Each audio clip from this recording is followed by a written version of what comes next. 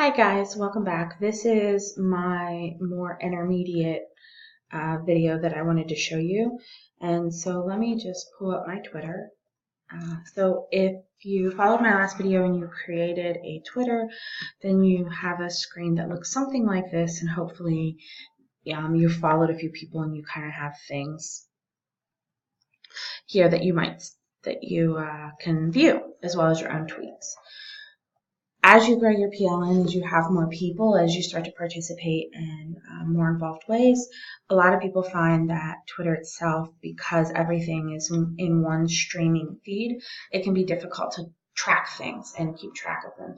So there's a third-party application here called Tweetdeck, which a lot of people use to help manage this. So if you just go to tweetdeck.twitter.com, you can create an account, you can log in, and you can see all your tweets here on Tweetdeck. So let me talk about the columns it comes with, and then I'm going to talk about a few ways you can customize.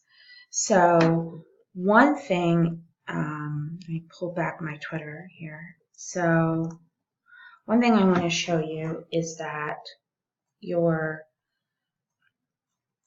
home screen and this screen, it looks like there's a slight delay, but they connect, so that what shows up here is what you'll see here in your home field. Activity is things that are going on with people that you have friended, and you can do lots of things. You can remove this if you don't want to keep track of what they're doing. It's not of value to you. Just get rid of this column.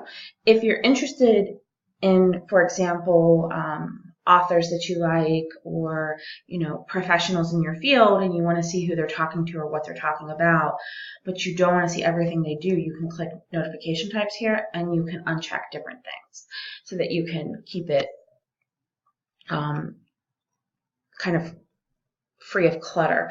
I got rid of followers because all I could ever see was everybody was following, and that was just too much for me. Notifications, this is going to be when somebody interacts with your tweets. So people who liked my tweets, or here somebody who actually responded to a tweet I made. Okay. This is my messages, and again, just to go back over to my Twitter, so that would be this field here, and you can see that it's the same messages. And if we scooch up here, you'll see that I'm starting to kind of catch up. I think on here I have that the Tech Ed Advocate muted because they tweet a lot, and I might actually mute them here as well. So the other thing is, once you start finding yourself using Twitter more often, you'll see people talking about being part of Twitter chats, and what does a Twitter chat look like.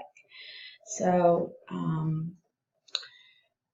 I have all these are the sort of basic columns, but I can also, and in fact, I'm going to clear this one because I don't need it. I can also search for things. So I could create a search column, and I could search for example, writer's notebook. I know I don't have the proper comma there. And I can see different places where people are talking about the writer's notebook. So I can say, oh, great, this looks like a wonderful resource.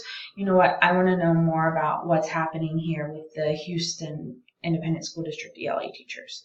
So I could click on this hashtag, and it creates a new column, and now I see everything happening at that PD that has been tagged with that tag.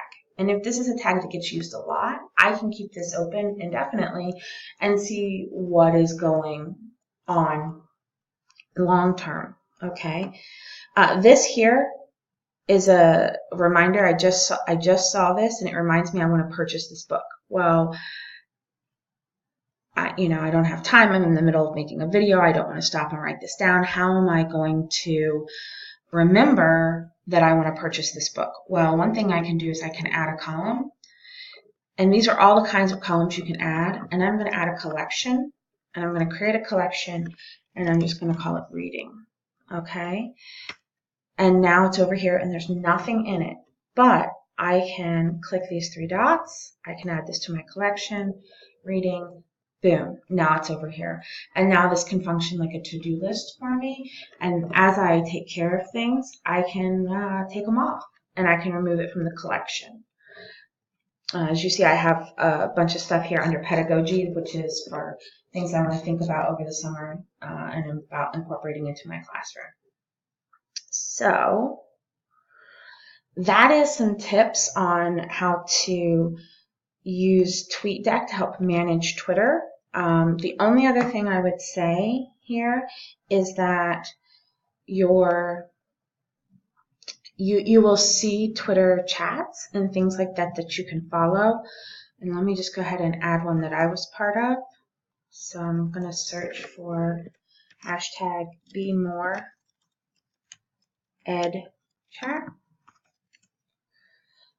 And these are all the Be More Ed Chat posts. And as you can see, I was part of this chat, and it was about a week ago. And so what this is there are specific questions that get asked. For example, this is one of them. What are you doing over the summer? And then I responded to question 6, answer 6. I'm learning all the new ed tech that's coming to my school, so on and so forth. And this is a way that you can participate in a sort of independent professional development with around almost any topic with any group of people. There were people in this particular chat, even though it's a Baltimore Ed chat, from Minnesota, and that didn't deter our ability to talk and share at all. So that would be a way to follow Ed chats and Twitter chats if you're going to be doing Ed chats, and it will make it a lot easier for you to keep track of the conversation, and it also archives everything here. So if you don't have an opportunity to, because they can go fast, to keep up, then you can go back and read it later. So I know this is kind of a busy looking interface, and it is kind of busy, but I find that it's a lot easier than being here on your Twitter account and trying to scroll down and what was that question? Where is it? Let me see if I can find that question. For me, that's very challenging. So hopefully this video helps.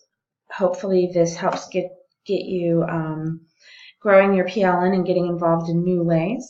And hopefully it helps further your growth.